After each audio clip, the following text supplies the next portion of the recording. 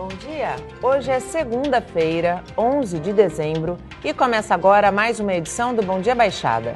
Eu sou Natalina Nini e vamos juntos até às 9 horas da manhã. Abrimos a semana falando sobre meio ambiente e cultura de reciclagem. Para debater os assuntos, o Bom Dia Baixada recebe o secretário municipal de Meio Ambiente de Santos, Marcos Libório. Secretário, seja bem-vindo mais uma vez ao nosso programa. Muito bom dia. Bom dia, Nathalie. Bom dia a todos. E também o consultor ambiental Hélio Lopes. Hélio, seja muito bem-vindo ao nosso programa. Muito bom dia. Obrigado. Bom dia, Nathalie. Bom dia, telespectadores. Prazer estar aqui. Prazer é nosso. E a partir de agora, você também pode participar do nosso programa através do WhatsApp, que é o 13 988779496, ou pela nossa fanpage no Facebook, Bom Dia Baixada, onde já estamos simultaneamente ao vivo. Secretário, 2017 está chegando ao fim, para não dizer que já acabou praticamente, né? Qual balanço a gente pode fazer desse ano? Foi um ano bastante intenso. Eu acredito que nós tivemos o meio ambiente na pauta quase que constantemente, né? Foi um ano assim que de tédio eu diria que a gente não viveu. Não viveu. Foi um dia mas a gente consegue colher alguns resultados ao final deste ano, né? Ainda tem um pequeno prazo, mas a gente já vê que a implantação da nova lei do programa Recicla Santos, que obriga todos os santistas a fazer a separação do que é reciclável seco e úmido, é um bom resultado e a gente tem perseverado bastante na educação ambiental. Né? Secretário, a nova lei do lixo certamente a Recicla Santos certamente foi um marco para a história da cidade. No primeiro mês, quando houve o primeiro balanço, o primeiro balanço foi muito positivo. De lá para cá, essa conscientização na visão do senhor tem se mantido? Os números têm crescido? Tem. Foram algumas etapas. Foi a etapa da entrada em vigor da lei, onde houve até uma participação espontânea, né, e adesão Sim. espontânea da população com a entrada da lei. E isso foi muito significativo. A gente tem verificado bons resultados. O aumento na reciclagem, na coleta seletiva, tem sido em torno de 60%, isso é muito bom. Muito e a bom. gente verifica também a redução daquilo que é enviado ao aterro sanitário, em torno de 2.000 toneladas mês, que isso já também houve essa redução. Já houve essa redução, um resultado fantástico. O que a gente percebe agora é a necessidade justamente de você continuar com fiscalização intensa, com um controle, porque agora nós estamos numa outra etapa, que é a etapa onde é possível fazer a correção também através de autuações de multas, Sim. caso não haja o cumprimento daquilo que se espera. E então, agora, o que foi espontâneo no primeiro momento, Sim. agora é um pouco incentivado através até das multas. A gente percebe que ainda há uso incorreto dos contentores, aqueles que estão nas calçadas. Infelizmente, a gente observa ainda pequenos comércios que colocam recicláveis ainda nos contentores, que não são para este fim, eles são para resíduo doméstico ou úmido. Sim. Então, esse é um ajuste que precisa ser feito. Eu tenho conversado com o Clube de Diretores Lojistas, tanto do Centro Gonzaga, para que a gente possa, de uma vez por todas, estar colocando isso da forma correta. Resolvendo a questão. Hélio, quando a gente pensa na nova lei do lixo, no Recicla Santos, para uma cidade como Santos, que é o maior município da Baixada Santista, o que ganha o meio ambiente se todos se conscientizarem da importância de um gesto simples, que é separar o reciclável do orgânico? Essa política, ela já deveria ter sido implantada há muito tempo no país, né? E a lei aí da Política Nacional de Resíduos Sólidos, ela já tem um tempo relativamente longo aí, e eu acho que Santos deu um salto muito grande.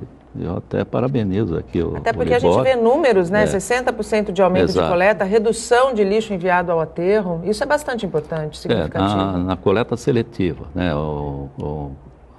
Santos, assim, por exemplo, nos municípios, pegar Guarujá, que eu tive à frente lá, era no máximo 1 a 2%. Sim. Só a questão da reciclagem, né? E com um agravante, né? Não adianta só, por exemplo, você fazer a reciclagem, a coleta seletiva, melhor dizendo assim, se você não tem uma logística para que esse material chegue no reciclador, né? Aliás, esse é um grande problema que a gente tem quando você vai comprar um material que veio de origem reciclável. Ele é sempre mais caro. Sim, nós precisamos reverter essa lógica aí. Apesar de algumas empresas a gente perceber que já se preocupam com essa questão de produzir a partir de reciclável, o custo final ainda é muito repassado muito alto, ao consumidor, né? O que distancia, o que impossibilita muitas vezes que esse consumidor faça uso desse produto.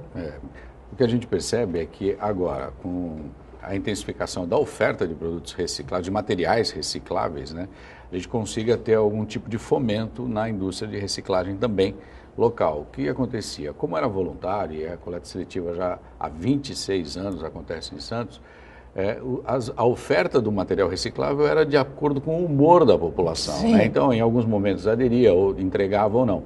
Agora, com a obrigação, a gente cria uma oferta de recicláveis que incentiva a investidores colocar realmente fora do papel, colocar em prática planos de reciclagem. Eu acho que isso é fundamental também para que a gente possa... As cooperativas de reciclável têm comemorado os números, né, secretário? Tem aumentado os postos de trabalho, né? A gente sabe que isso é uma das vertentes, como o Hélio falou, faz parte da Política Nacional de Resíduos Sólidos. A gente tem buscado fomentar justamente isso, essa participação social, né, dentro daquele equilíbrio econômico, social, ambiental, e as cooperativas têm aumentado os postos de trabalho. Então, são mais famílias que começam a participar. Né?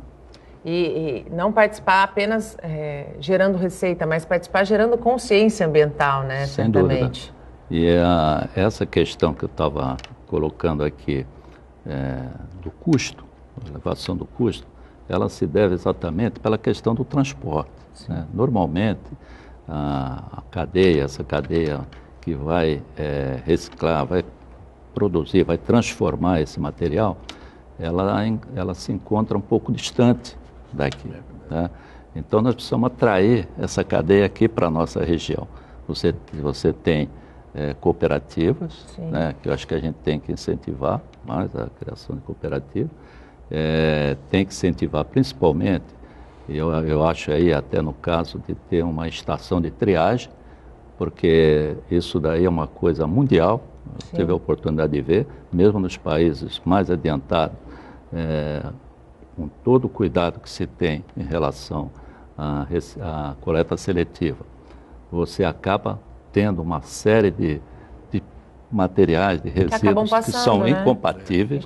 Então, somente a presença de profissionais treinados para fazer realmente essa separação. Né?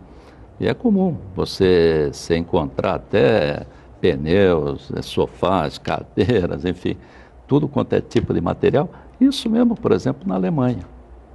Países que é um país que ficou aí, referência, por exemplo, 20 anos para introduzir uma política de resíduo sólido. E que teve, por exemplo, um incentivo grande governamental. Na Alemanha, o governo pegou pequenos sitiantes, enfim, e financiou, né, aqueles pequenas fazendas improdutivas, passaram a ser grandes transformadores aí na questão do resíduo sólido, utilizando não somente um determinado tipo de atividade. Por exemplo, você tem lá a compostagem, tem o tratamento biológico, tem a geração de energia, tudo praticamente no mesmo local. Né? É isso que facilita, agregar esses valores todos, né, com incentivo governamental.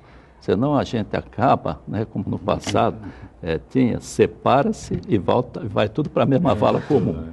Marcos, você acredita que a gente tenha condições, eu não digo isso a curto prazo, porque demanda investimentos e certamente não só do município, afinal a gente tem uma política nacional de resíduos sólidos, é um investimento em nível, eu acredito que federal, ter esse cenário no nosso país?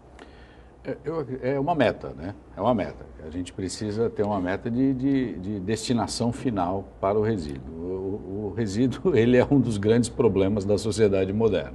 O lixo é um dos maiores desafios do século, né? É o grande desafio, né? Nós temos áreas com grande concentração, alta geração de resíduo, a gente precisa trabalhar em toda a cadeia, principalmente no consumo consciente, né? A participação da população é fundamental, aquilo que você compra, se realmente vai gerar resíduo, se não vai gerar, e comprar necessário. Dizem, estatisticamente, que 30% daquilo que se compra no supermercado, um cidadão comum, acaba tornando resíduo, tornando lixo. Então, isso é uma perda num país com um cenário como o nosso, né? É absurdo. E essa composição de rotas, de destinação final e tratamentos, ela é necessário mesmo. Agora, com a política devidamente estruturada, eu acredito que a gente consiga realmente formar algo nesse sentido. Quais são os cuidados, Hélio, básicos para quando a gente pensa em fazer uma reciclagem? E aí eu falo desde do menor, né, do consumidor residencial, até o maior. Bom, em primeiro lugar, a questão da reciclagem começa na coleta seletiva, né? Os cuidados maiores estão ali. Por exemplo, você ter um bom acondicionamento do material para que não tenha, por exemplo, a introdução de vetores, né? Você tem colocar esse material em horário próximo da passagem do resíduo, né? E na produção, ter todos os sistemas também de controle necessário, né? Porque senão você acaba se transformando numa grande fonte de poluição lá na frente, né? Na parte produtiva, operacional, enfim, ali. Então, isso também é um cuidado que a própria Secretaria de Meio Ambiente ela deve ter em fazer o levantamento dessas fontes, por exemplo, dessas recicladoras, desse sistema, para ver se realmente eles atendem a isso. E hoje, por exemplo, eu vejo isso pelo meu condomínio. Não adianta, a gente tem vários profissionais, até pessoas com conhecimento, mas que há necessidade do zelador, enfim, aquele homem, fazer a separação. Sim, porque as pessoas não fazem. Então o síndico, ele determinou isso, quer dizer, faça a separação, ele foi treinado, aí entra um componente a mais, ele passa a ter que ganhar uma insalubridade, porque ele está começando a mexer com resíduos, né? E vem tudo quanto é tipo de coisa ali misturar, tanto orgânico como inorgânico, né?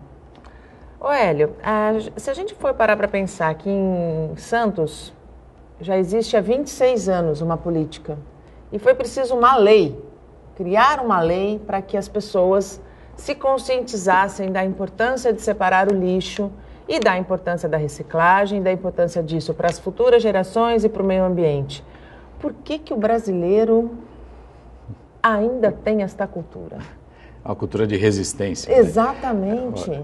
Eu e a equipe fizemos mais de 50 palestras nesse ano a respeito do programa Recicla Santos.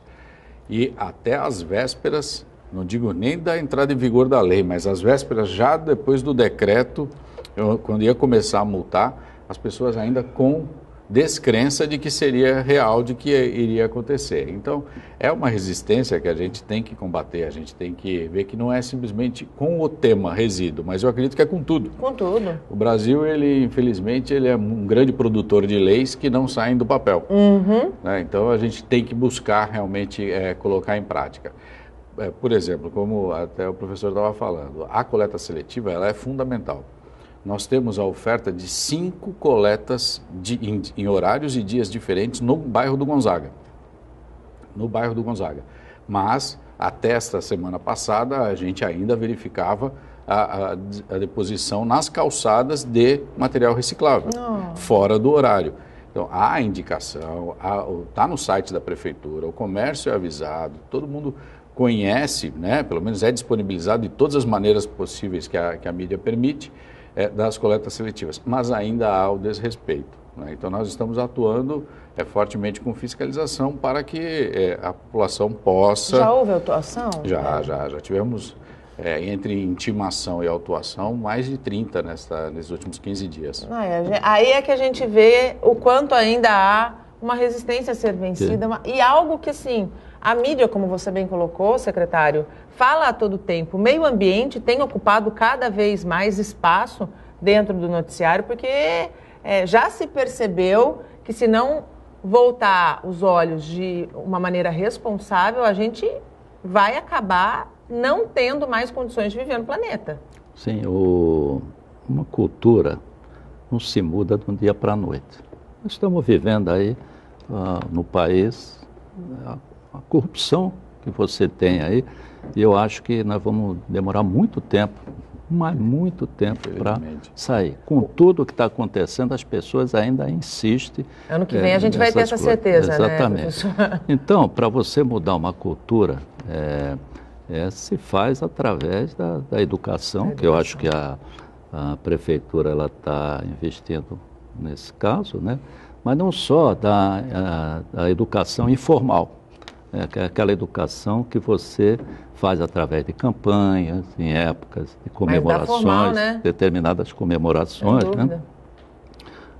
Tanto de datas de meio ambiente, enfim. Mas entrar na grade curricular, né? Exatamente, ela tem que ser através da educação formal. Sim. Ela tem que ser, a Secretaria, por exemplo, de Meio Ambiente, ela tem que trabalhar irmanamente com a Secretaria de Educação, não se faz controle de poluição, enfim, a questão ambiental sozinho. As secretarias precisam estar unidas, porque a Secretaria de Meio Ambiente ela depende da Secretaria de Obras, depende da Secretaria de Educação. É um trabalho multidisciplinar, né? E introduzir no currículo escolar essa disciplina, né? Ela tem que começar lá no pré-primário, porque pequenos, aquele né? homem, aquela pessoa, um dia vai estar sentada num lugar que ela possa estar fazendo a diferença. Fazendo a diferença, né? Então, por exemplo, caso do secretário, né? Se a gente não tem uma cultura, uma certa proximidade com a questão ambiental, ele vai acabar não tendo sucesso, porque ele acaba não direcionando as coisas certas. E nesse caso, para mudar, além dessa questão da educação, que eu acho importante, a educação continuada, mas para mudar isso, eu vi o que ele colocou aqui em relação ao Gonzaga, eu acredito que ocorra em todos os bairros, né? É só através mesmo de uma estrutura boa de fiscalização. Não com o objetivo de já sair multando, mas no primeiro momento, advertir o condomínio, né, para que quando ele receber a multa, ele não diga que não foi sabia, avisado. que não tinha sido avisado. Então, nós vemos isso com a questão do cinto de segurança. Sim. Hoje se tornou um hábito. Todo mundo entrar no carro, a primeira coisa que faz é puxar o cinto. Exato, você se sente até desconfortável Sim. se você não pôr o cinto. Então, essa questão no resíduo sólido, que eu acho que é o grande desafio da humanidade, porque tudo que nós fazemos termina em resíduo sólido, né? Até o próprio tratamento de efluentes e tudo mais acaba gerando resíduo sólido, ela só vai mudar através de uma fiscalização, de uma imposição do governo. Como é que tem sido as fiscalizações, secretário? A fiscalização do programa Recicla Santos, ela cabe à Secretaria de Meio Ambiente, né, a Guarda Municipal e a Secretaria de Finanças através das fiscalizações de posturas. Nós trabalhamos segmentados por bairros, né, e permite até um foco melhor em cada local. O fiscal, ele, durante um tempo, permanece naquele bairro e ele acaba conhecendo algumas rotas que são realmente de atenção. Então, a fiscalização, ele tem esse objetivo mesmo. A gente não quer colocar a multa. A prefeitura não vai viver disso, não é esse o nosso objetivo. Né? Não é essa a nossa razão. Mas é disciplina. É disciplina mesmo, precisa disciplinar, como a gente falou, voluntariamente não aconteceu em 26 anos, a gente precisa de alguma forma ter controle e acompanhamento. E a fiscalização, ela tem verificado. Aquelas rotas de comércio, por exemplo, Carvalho de Mendonça é uma rota de comércio, Afonso Pena, Pedro Lessa, a própria região do centro. Nós temos buscado envolver a comunidade nisso através de grupos de trabalho. Eu participo de um grupo de trabalho no centro da cidade que envolve todas as entidades representativas e comerciantes locais, onde um acaba auxiliando o outro. Nessa questão de, não faz isso, né? Tá prejudicando todos nós. E isso é muito bom, né? Porque que é uma adesão que facilita a fiscalização também. É uma corrente, eu costumo dizer que é a corrente do bem, né? É a corrente do bem. E aí a fiscalização trabalha também através dessas demandas, porque a gente acaba recebendo por WhatsApp uma série de denúncias de colaborações que acabam E essas denúncias, dando elas foco. podem ser feitas por telefone, inclusive? Podem ser feitas através da ouvidoria, né? A gente recebe por esses grupos de trabalho também. Então, e todas elas nós verificamos, todas as denúncias nós verificamos, né? Justamente para que a gente possa corrigir o processo. Não é do dia para a noite. Né? O Hélio, ele bem colocou a questão da educação e eu defendo realmente que é uma boa educação, uma boa base que é capaz de transformar uma situação ou uma cultura dentro de um país. Como tem sido essa interlocução, secretário, com a Secretaria de Educação para que a disciplina, eu vou colocar dessa maneira, meio ambiente, seja cada vez mais presente dentro das escolas? Tem sido permanente, né? A gente tem buscado essa parceria mesmo com a Secretaria de Educação. Nós temos já em andamento alguns trabalhos, por exemplo, o trabalho Jovens Pesquisadores, que envolve escolas de 3 bairros, Morro, Centro e Zona Noroeste, que busca que os próprios alunos das escolas formatem um modelo de como eles enxergam a questão da reciclagem do meio ambiente e tragam para a prefeitura, através de trabalhos ou vídeos e apresentação de vários estudos, como eles enxergam o meio ambiente. É uma visão da comunidade local, através da Secretaria de Educação, essa parceria entre meio ambiente e Secretaria de Educação. Nós temos um programa intenso também, já mais de 30 mil pessoas passaram pelos parques, Aquário, Orquidário e Jardim Botânico, com programas de educação ambiental e trabalho nesse sentido. Nós temos, hoje, teremos o lançamento de 2 programas que são fundamentais também, que é o Estação Ambiental, Orla e Feiras e Quem Cuida Recolhe, com a participação de 43 estagiários também nesses programas, vão acontecer durante esses próximos 10 meses, 12 meses.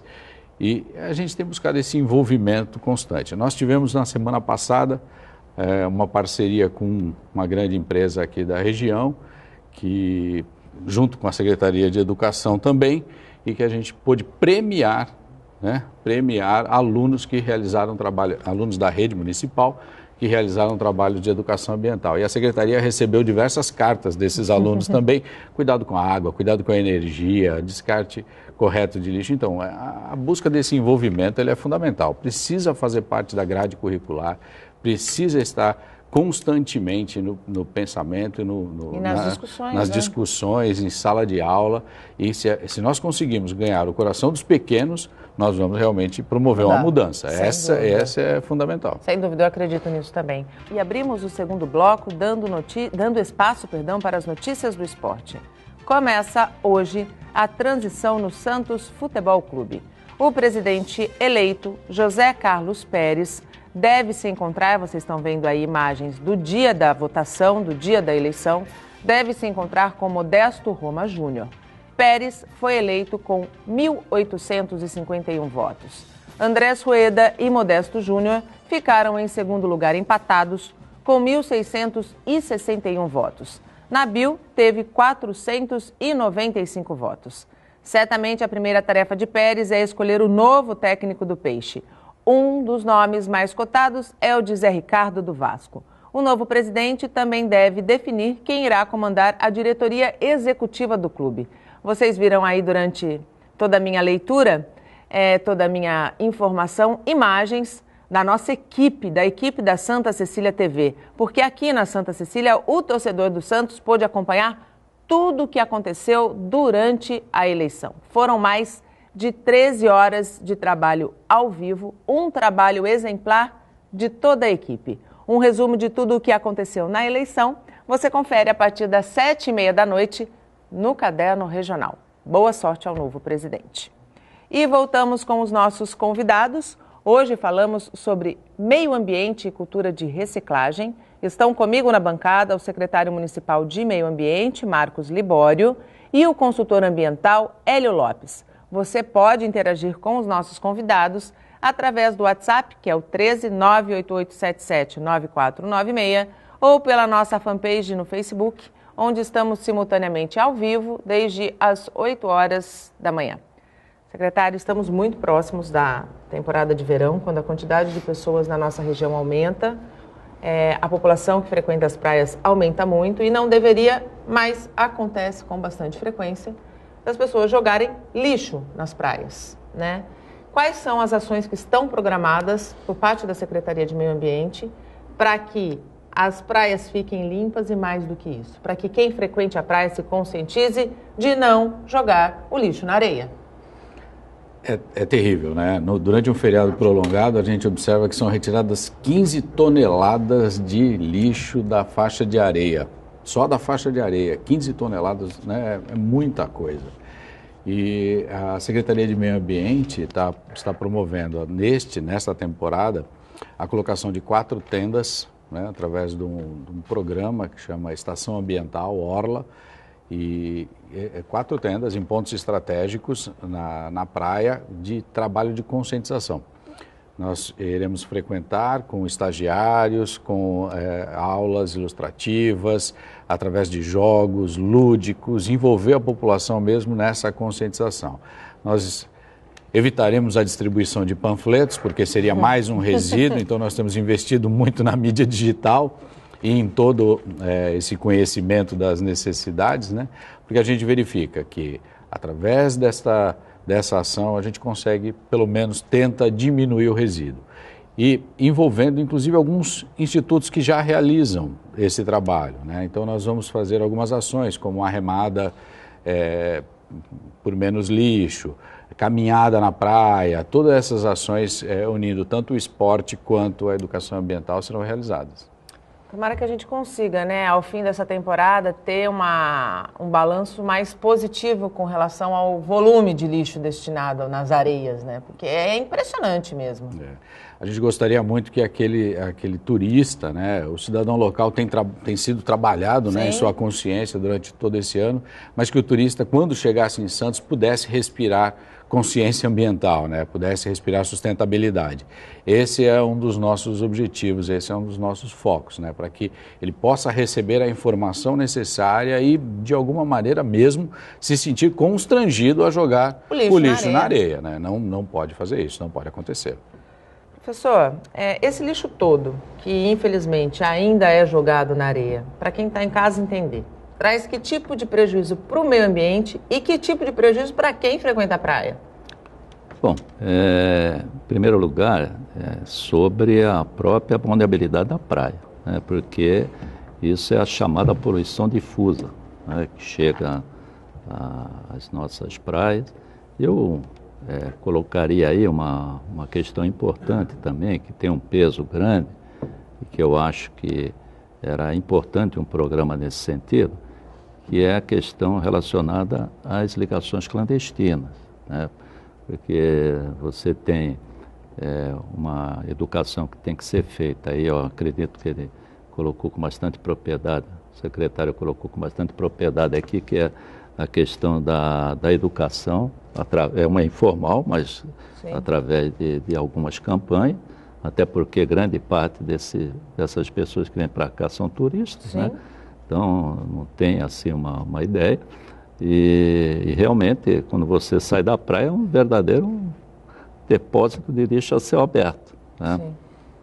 E normalmente quando chove isso acaba arrastando, né? E nós temos aí a temporada, as chuvas de verão que quando vem com bastante força.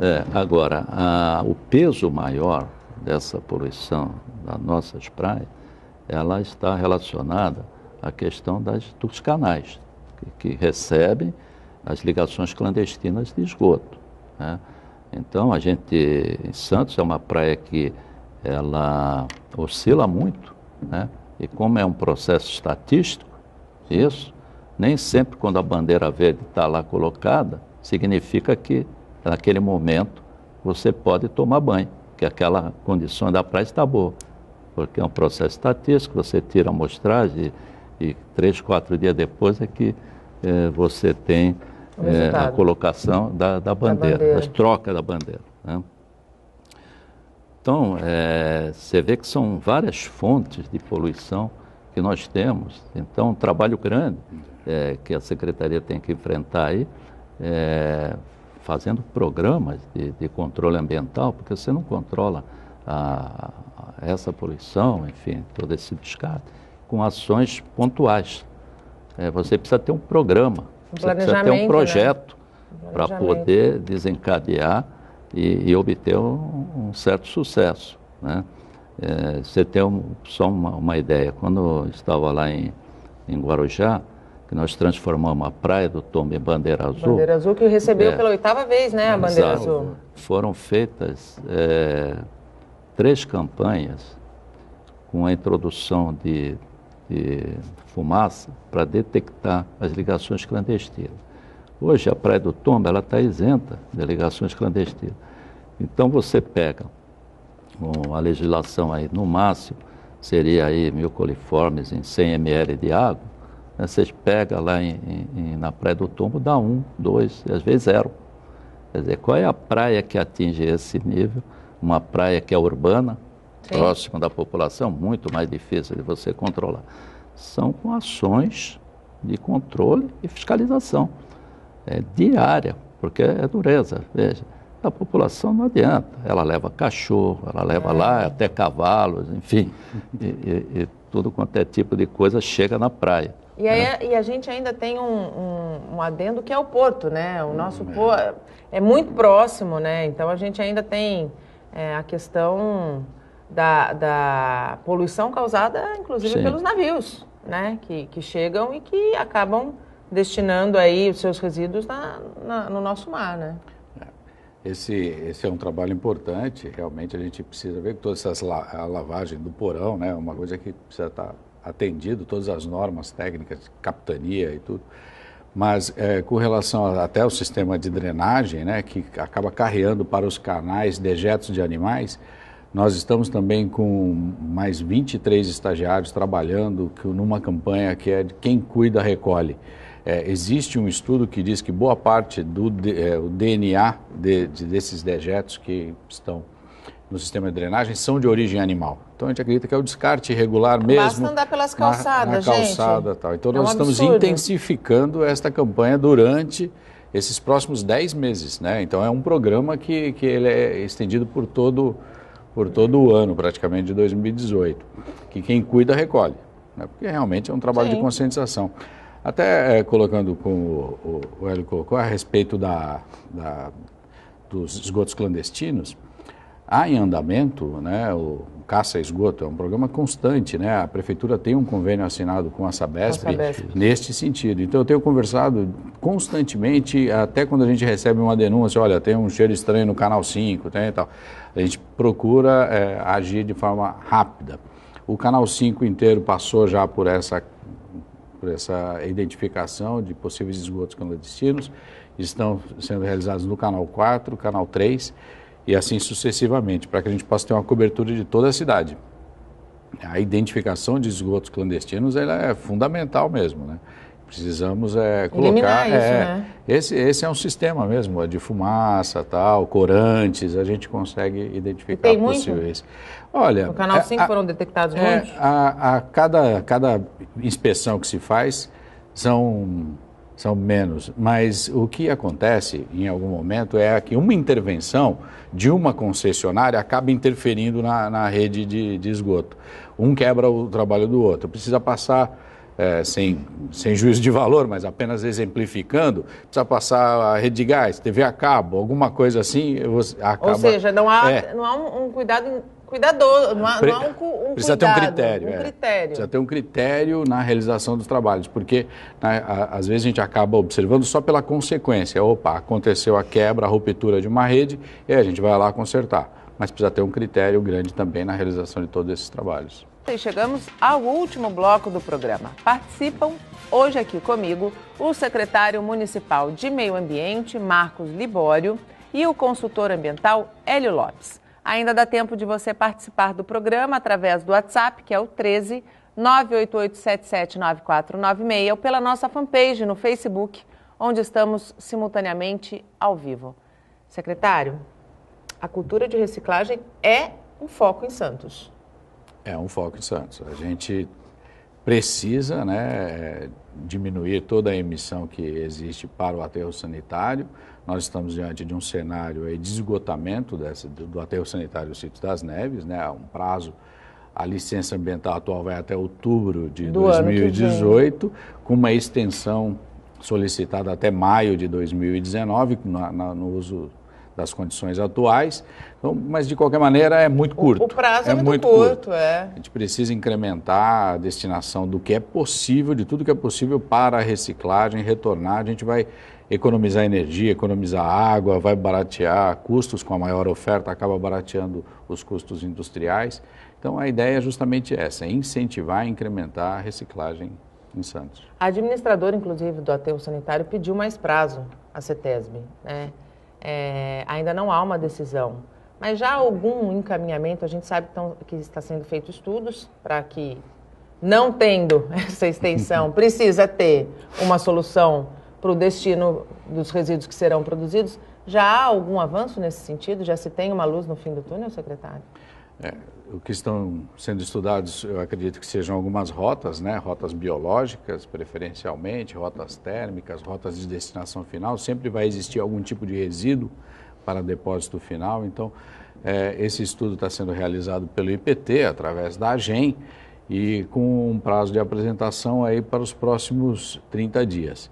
A gente acredita que exista uma composição, pelo menos uma sugestão de composição para a solução final, porque o prazo está aí, o prazo do aterro é esse, a gente tem que ter realmente... trabalhar com a não extensão do prazo, né? Tem que trabalhar para a solução definitiva, né? Há muito tempo vem se buscando esta solução, então chegou o momento, né, de todos os municípios, é uma questão metropolitana, né? Não é uma questão exclusiva de Santos.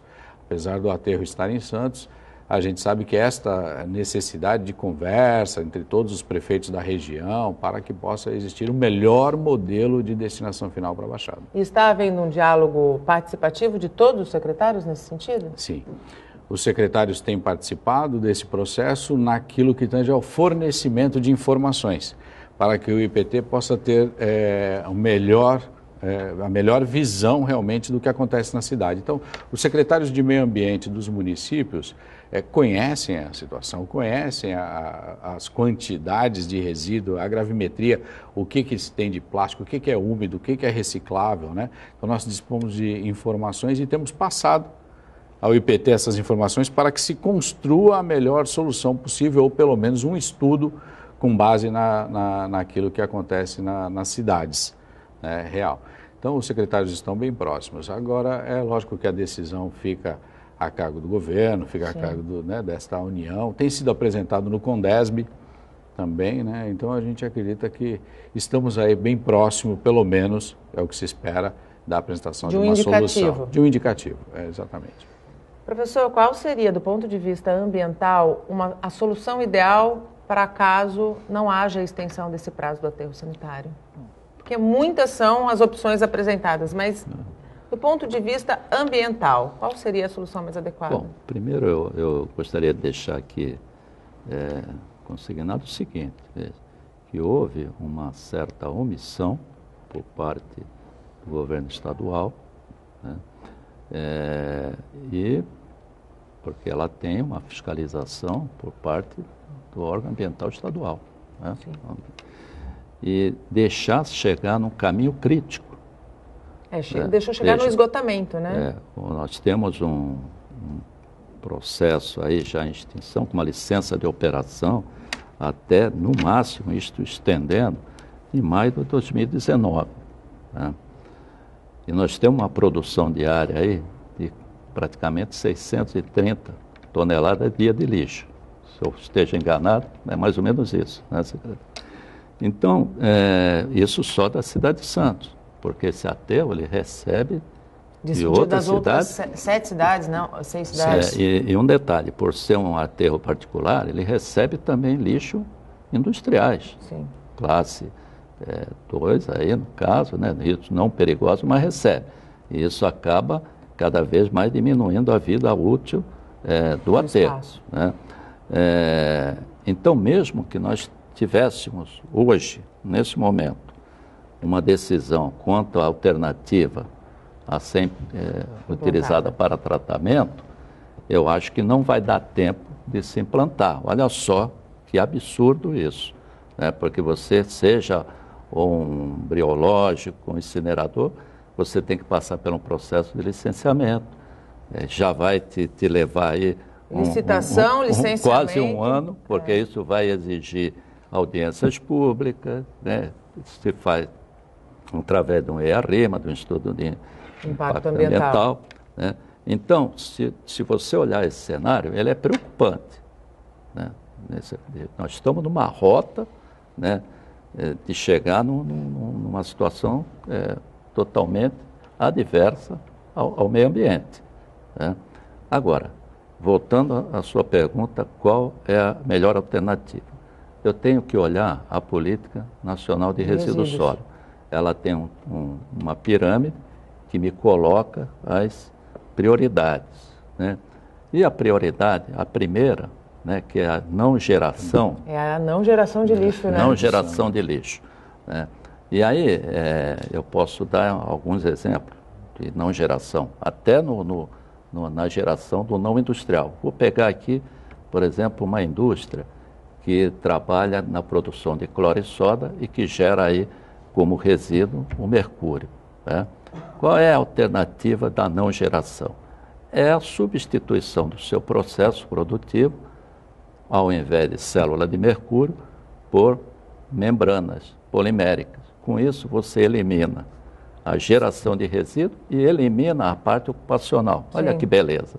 Então, a coisa do resíduo sólido, ela deve começar lá na licenciadora de grandes projetos, porque a maioria dos projetos, eles são os verdadeiros geradores de resíduo. Sim. Voltando aqui agora para a parte urbana, né? O que se está assim, discutindo são alternativas.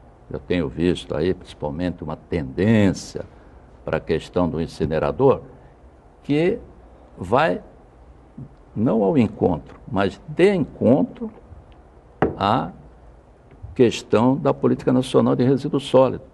Porque esse projeto não é um projeto amigo da reciclagem. Da reciclagem. Porque, veja, você pegar, por exemplo, um incinerador, ele vai ter que consumir, o que é correto aí no caso. Senão, no nosso caso, vão jogar tudo lá para dentro. Vai ter que produzir lixo. Não, mas ele vai ter que ter como matéria-prima dele, digamos, um resíduo que tem um poder energético. Sim. E o parâmetro principal de um incinerador é a umidade. Então, ele não admite, por exemplo, lixos orgânicos. Ele trabalha com lixo extremamente seco. E ele vai querer o quê? Papel, papelão e plástico, que é o principal da reciclagem. Sim. Então, de partida, a gente vai na contramão dessa política. Contramão, né, da questão ambiental. Além de eliminar um bocado de emprego da cidade, que são os catadores, que são as cooperativas e tudo mais. Quer dizer, ele já sai com um processo negativo, ambientalmente negativo.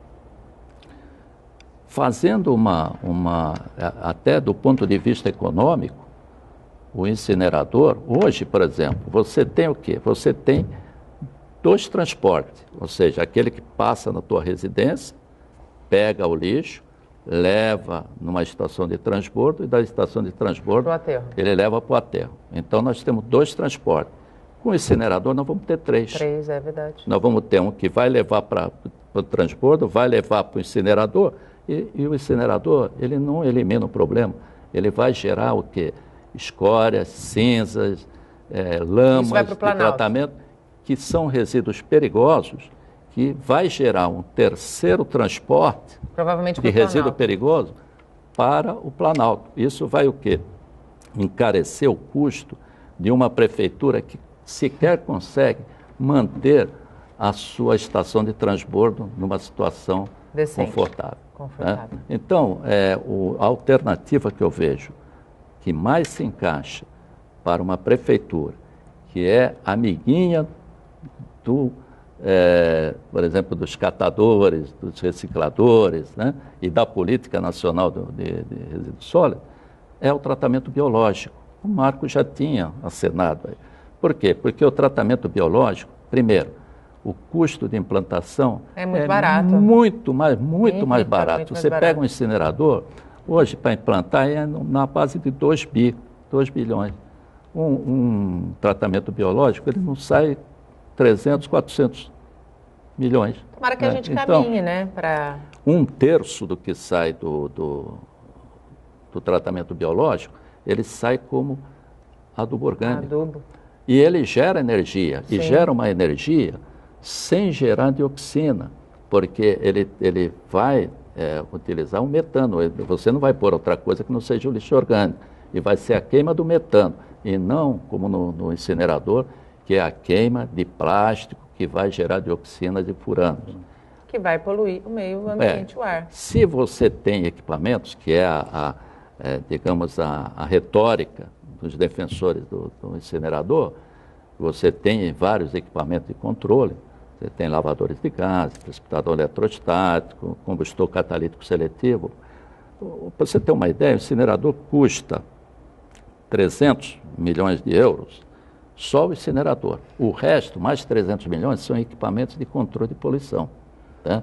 E é uma coisa tão complexa que, se você controlar a poluição do ar, ele fica na poluição de resíduos sólidos. Então, eu tenho que levar essa lama, essa cinza volante, essa escória para um aterro. Então, essa coisa, todo o processo térmico que trabalha direto com a queima chamado mass burn, ele não é um bom negócio, né?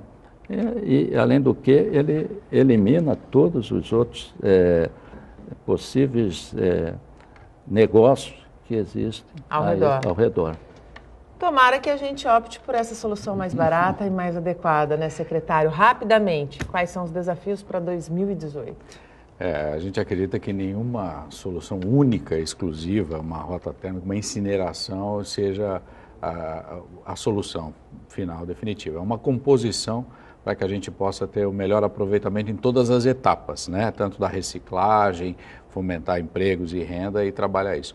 Santos foi classificada com um projeto, vai receber R$1 milhão do Ministério do Meio Ambiente que trata de compostagem. Então, a gente foi aprovado. Mais de 2.000 trabalhos, 2.000 municípios apresentaram e Santos ficou classificado em 3º lugar. Isso já é uma sinalização interessante que a gente tem que dar e colocar que realmente é possível, né? A gente fazer um trabalho como esse. E a gente vai estar trabalhando cada vez mais nesse sentido. O que for melhor para o meio ambiente é o que realmente será indicado. Nosso tempo acabou, passa muito rápido, eu não consegui fazer metade para variar aqui do meu roteiro, mas eu tenho certeza que foram informações bastante importantes para quem está em casa, nos acompanhando, está no Facebook. Agradeço a participação e a audiência de todos. Secretário, agradeço a tua participação mais uma vez conosco. Obrigado sempre por estar tão disponível em nos atender. Eu que agradeço, Nathalie, agradeço ao professor por essa bancada. Muito obrigado. Professor, muito obrigado pela tua participação e pelas explicações extremamente importantes para quem nos acompanha. Obrigado, Nathalie. Obrigado, Marcos Libório. Foi um prazer aqui estar com vocês. O Bom Dia Baixada fica por aqui. Você pode ficar bem informado sobre tudo o que acontece na região e no mundo acessando o Santa Portal. Não esqueça de curtir nossa fanpage no Facebook e nossa página no Instagram e no Twitter. Eu volto amanhã, às 8 horas da manhã.